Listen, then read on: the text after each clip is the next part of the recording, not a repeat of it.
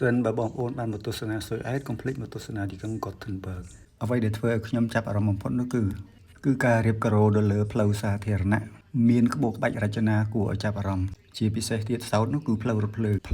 ត្រូវបានគេធ្វើយ៉ាងស្អាតរាបស្មើមិនធ្វើឲ្យអ្នកធ្វើដំណើរថ្មើរជើងនឹងដើរចពុបឬក៏មានផលប៉ះពាល់គ្រោះថ្នាក់អ្វីឡើយទៅអនាគតទៅស្រុកខ្មែរយើងក៏នឹងអាចមានផ្លូវរថភ្លើងបែបនេះដែរជាពិសេសអ្នកជំនាញខាងផ្នែករថភ្លើងប្រសិនបានឃើញផ្លូវបែបនេះហើយគួរតែរៀនសូត្រតាមត្រៀមលក្ខណៈបច្ចេកទេសហើយព្រោះថានៅថ្ងៃណាមួយយើងក៏នឹងអាចមានផ្លូវរថភ្លើងបែបនេះនៅក្នុងក្រុងដែរកាលណាគេរៀបផ្លូវរថភ្លើងបែបនេះបានវាអាចធ្វើឲ្យកាត់បន្ថយដល់ចរាចរណ៍កកស្ទះតាមរយៈនៃការប្រើប្រាស់រថយន្តផ្ទាល់ខ្លួនព្រោះថានៅពេលដែលមានរថភ្លើងទំនើបបែបនេះរថក្នុងទីក្រុងគឺប្រកាសជានឹងអាចមាន